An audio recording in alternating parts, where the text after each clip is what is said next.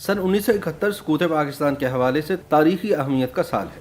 اسی سال کی ابتدا میں مقبوضہ کشمیر سے تعلق رکھنے والے دو ٹین ایجرز نے بھارتی مسافر طیارہ ہائی جیک کر کے لاہور میں اتار لیا۔ اب اسے بھارتی فالس فلیگ آپریشن کہیں یا کچھ اور، کیونکہ اس جہاز کو ہائی جیک کرنے والوں کو پاکستان اور بھارت دونوں ایک دوسرے کا جاسوس قرار دیتے رہے۔ اس واقعے کو بعض مبصرین سقوط ڈھاکہ کی بنیاد بھی قرار دیتے ہیں۔ بی بی سی کی ایک رپورٹ کے مطابق جنوری سن 1971 کی ایک سرد صبح دو کم عمر نوجوان ایک بریف کیس ہاتھ میں لیے 26 دیگر مسافروں سمیت ایک چھوٹے فوکر طیارے میں سوار ہوتے ہیں اور کچھ ہی دیر میں یہ طیارہ فضا میں بلند ہو کے جانب منزل گامزن ہو جاتا ہے۔ اپنی منزل کے انتہائی قریب اور لینڈنگ سے چند ہی لمحے قبل ان میں سے ایک نوجوان دوڑتا ہوا کاکپٹ میں داخل ہوتا ہے اور کپتان کی کنپٹی پر پستول رکھ کر طیارے کا رخ کسی اور ملک کی طرف موڑنے کو کہتا ہے۔ اسی طرح دوسرا نوجوان ہینڈ گرینیڈ ہاتھ میں تھام کر مسافروں کی جانب متوجہ ہو جاتا ہے اور انہیں تنبیہ کرتا ہے کہ اگر کسی نے چالاکی دکھانے کی کوشش کی تو وہ ہینڈ گرینیڈ چلانے سے گریز نہیں کرے گا۔ بظاہر یہ دونوں نوجوان ایک کھلونا پستول اور لکڑی سے بنے ہینڈ گرینیڈ کی مدد سے طیارے کو ہائی جیک کر لینے میں کامیاب ہو جاتے ہیں اور اسے زبردستی پڑوسی ملک پاکستان لے جاتے ہیں، جہاں وہ جیلوں میں قید اپنے کچھ ساتھیوں کی رہائی کا مطالبہ کرتے ہیں۔ آپ سوچ رہے ہوں گے کہ یہ مناظر ہالی ووڈ کی کسی ایکشن تھرلر فلم کے ہیں، لیکن ایسا نہیں، کیونکہ یہ مناظر آج سے 50 برس قبل پیش آنے والے طیارہ ہائی جیکنگ کی اس واردات کے ہیں جس کے متعلق بہت سے سوالات اور ابہام کئی دہائیاں گزر جانے کے باوجود آج بھی جواب طلب ہیں۔ 50 سال قبل یعنی 30 جنوری سن 1971 کو دو کشمیری نوجوان chairman Jammu Kashmir Democratic Liberation Party Muhammad Hashim Qureshi اور ان کے دور کے رشتہ دار محمد اشرف قریشی نے ایک انڈین فرینچ فوکر طیارہ گنگا کو سری نگر ایئرپورٹ سے جموں جاتے ہوئے ہائی جیک کر لیا اور بعد میں اسے زبردستی لاہور لے آئے۔ ہاشم قریشی کی عمر اس وقت صرف 17.5 سال جبکہ اشرف قریشی کی عمر تقریباً 19 برس تھی۔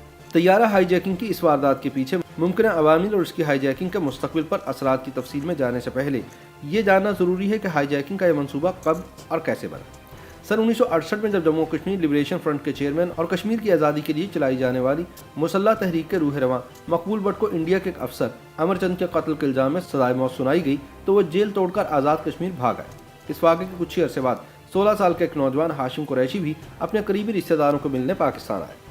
پشاور میں اپنے قیام کے دوران ہاشم قریشی کی ملاقات مقبول بٹ سے ہوئی۔ مقبول بٹ سے متاثر ہو کر ہاشم نے جموں کشمیر لبریشن فرنٹ میں باقاعدہ شمولیت اختیار کر لی۔ اس تنظیم کا مقصد کشمیر کو پاکستان اور انڈیا دونوں سے آزاد کروانا تھا۔ اس جماعت کے پیغام کو عام کرنے کے لیے یہ نوجوان مقبوضہ کشمیر کے علاقے سری نگر واپس چلا گیا۔ کچھ ماہ بعد یہ نوجوان سیالکوٹ کے راستے دوبارہ پاکستان آیا، لیکن اس مرتبہ پاکستان میں داخل ہونے کا جو اس نے طریقہ اپنایا وہ غیر قانونی تھا، جس میں معاونت خود انڈیا کی بارڈر سیکیورٹی فورس کے ایک اہلکار نے کی، جو ہاشم قریشی کو لال چوک سری نگر میں ملا اور بارڈر پار کروانے کے بدلے میں مقبول بٹ سے متعلق معلومات لینا چاہتا تھا۔ اس اہلکار کی مدد سے بارڈر عبور کرنے کے بعد ہاشم قریشی مقبول بٹ سے ملے اور آئندہ کا لاہ عمل طے ہونے لگا۔ 18 جون سن 1969 کو مقبول بٹ، ہاشم قریشی اور امان اللہ خان ڈاکٹر فاروق حیدر کے گھر راولپنڈی میں کھانے کی میز پر جمع تھے کہ اچانک ریڈیو پر خبر نشر ہوئی کہ ایریٹریا کی آزادی کی جنگ لڑنے والے 3 نوجوانوں نے ایتھیوپیا کے مسافر طیارے پر ہینڈ گرینیڈ اور ٹائم بموں سے حملہ کر دیا ہے، کیونکہ ایتھیوپیا نے اس وقت ایریٹریا پر قبضہ کیا ہوا تھا اور وہاں آزادی کی مسلح تحریک چل رہی تھی۔ وہاں بیٹھے بیٹھے مقبول بٹ کے ذہن میں بھی یہ خیال آیا کہ انہیں بھی اپنی آزادی کی آواز پوری دنیا میں پہنچانے کے لیے کچھ ایسا ہی منصوبہ بنانا چاہیے اور ایک طیارہ اغوا کرنا چاہیے۔ سری نگر میں موجود ہاشم قریشی نے برطانوی نشریاتی ادارے کے ساتھ گفتگو کرتے ہوئے بتایا کہ چونکہ اس مجلس میں موجود 4 لوگوں میں سے سب سے کم عمر اور نوجوان وہ تھے، اس لیے مقبول بٹ نے انہیں دیکھتے ہوئے پوچھا کہ ہاشم کیا تم یہ کر لو گے؟ ہاشم نے جواب دیا کیوں نہیں، میں کشمیر کی آزادی کے لیے اپنی جان تک قربان کر سکتا ہوں۔ ہاشم قریشی کے اس جواب پر اسے خوب داد ملی، جس کے بعد طیارہ ہائی جیکنگ کرنے کا منصوبہ ترتیب پانے لگا۔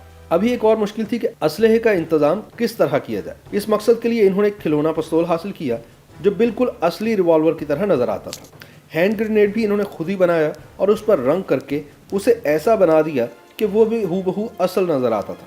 ان دنوں انڈیا کی اس وقت کی وزیر اعظم اندرا گاندھی کے بیٹے راجیو گاندھی بھی بطور پائلٹ سری نگر آتے جاتے رہتے تھے اور کچھ ایسی اطلاعات تھیں کہ راجیو گاندھی بطور پائلٹ 30 جنوری کو سری نگر آ رہے ہیں۔ بقول ہاشم قریشی انہوں نے بھی 30 جنوری کا دن ہائی جیکنگ کے لیے مختص کر لیا تاکہ اسی جہاز کو وہ ہائی جیک کریں جس کے پائلٹ راجیو گاندھی ہوں۔ وہ مزید بتاتے ہیں کہ چونکہ بارڈر سیکیورٹی فورس ان پر مسلسل نظر رکھے ہوئے تھی، اس لیے انہیں چکمہ دینے کے لیے جہاز میں سوار ہونے کا طریقہ یہ نکالا کہ ان کے لیے ٹکٹ اشرف نے محمد حسین کے نام سے، جبکہ اشرف کے لیے ٹکٹ خود انہوں نے خریدا۔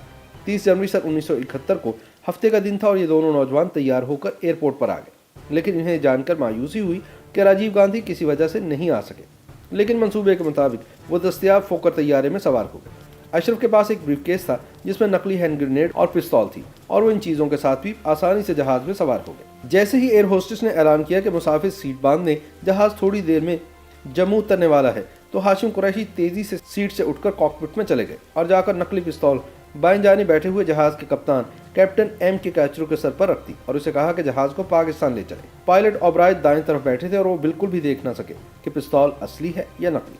हाशिम कुरैशी के मुताबिक अशरफ ने हाथ में ग्रेनेड थामे सब मुसाफिरों से कह दिया कि वो हाथ ऊपर कर लें वरना वो इसे चला देंगे। हाशिम कुरैशी बताते हैं कि मैं जहाज को जेहलम के ऊपर से रावलपिंडी ले जाना चाहता था, लेकिन इंतहाई सर्द मौसम और बर्फबारी की वजह से दरिया देख ना सका। मैंने पायलट को कहा कि जहाज रावलपिंडी ले चले, जिस पर उसने कहा कि इसमें फ्यूल कम है, इसे हम सिर्फ लाहौर तक ले जा सकते हैं क्योंकि वो नज़दीक है। हाशिम के मुताबिक वो जहाज को लाहौर ले जाने पर रजामंद हो गए। कुछ ही देर बाद को पायलट ओबराय ने वायरलेस पर कोड वर्ड के जरिए एयर ट्रैफिक कंट्रोलर को पैगाम भेजा, लाहौर लाहौर। लेकिन दूसरी तरफ से एक सरदार साहब की आवाज़ आई कि नहीं, ये लाहौर नहीं, ये अमृतसर है। हाशिम कुरैशी कहते हैं कि इस चालाकी पर उन्होंने एक जोरदार थप्पड़ ओबराय को जड़ दिया क्योंकि वो जहाज को धोखे से अमृतसर ले जाना चाह रहा था। इसके बाद मैंने इससे वाकी टाकी भी छीन ली।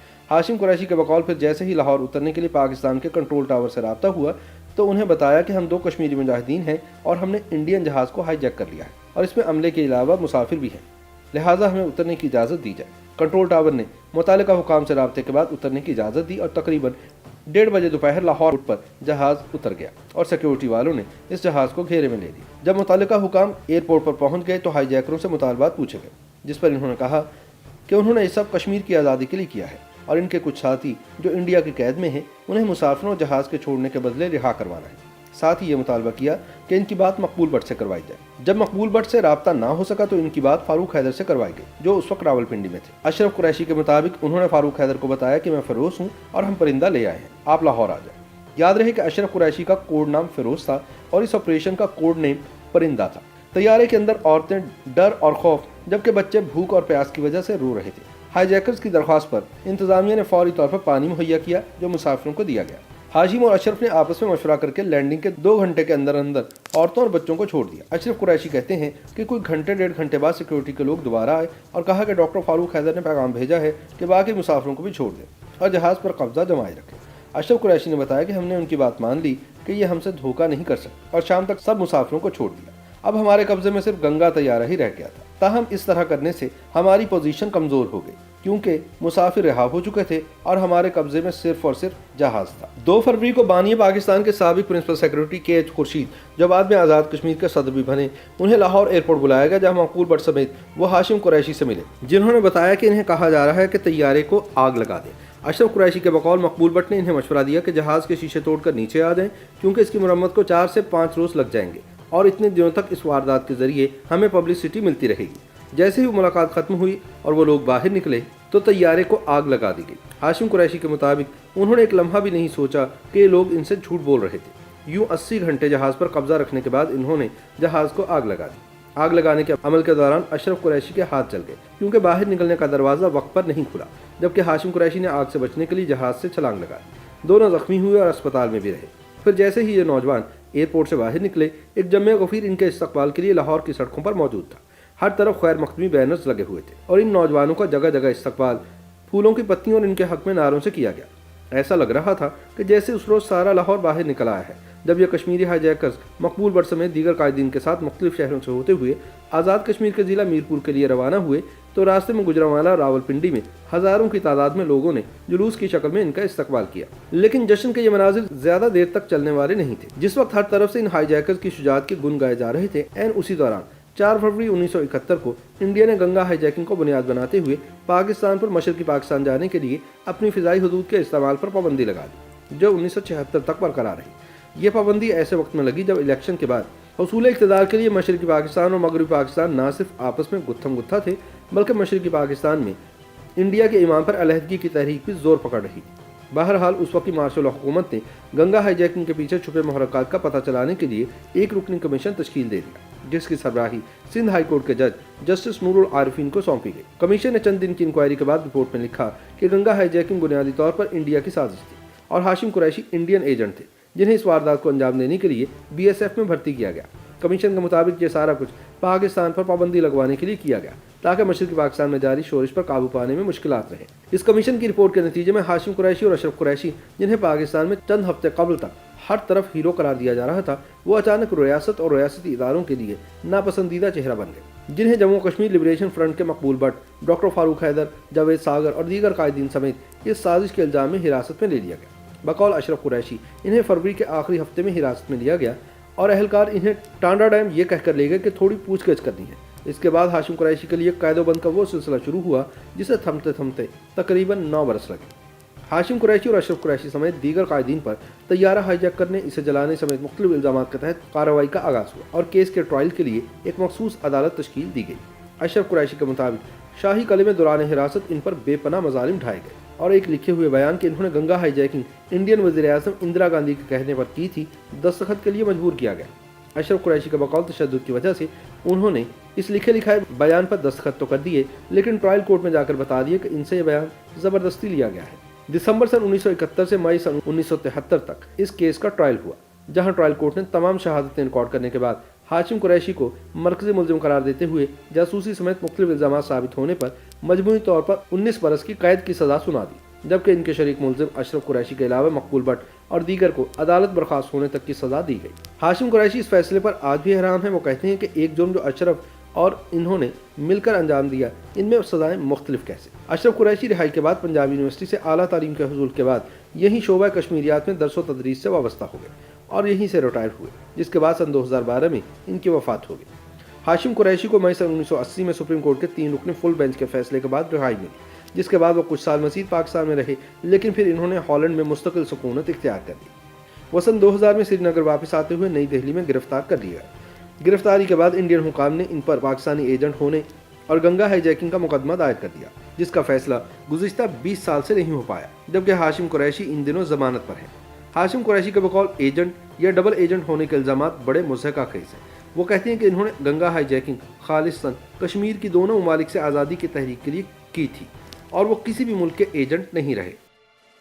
YouTube पर गूगली न्यूज देखने के लिए youtube.com की सर्च बार में गूगली न्यूज टीवी टाइप करें। गूगली न्यूज के पेज पर सुर्ख रंग के सब्सक्रिप्शन वाले बटन पर क्लिक करना ना भूलिए। YouTube पेज पर अपलोड होने वाली वीडियोस से बाखबर रहने के लिए बेल आइकन पर क्लिक कीजिए। आपको हर नई वीडियो के बारे में नोटिफिकेशन मौसूल हो जाएगा।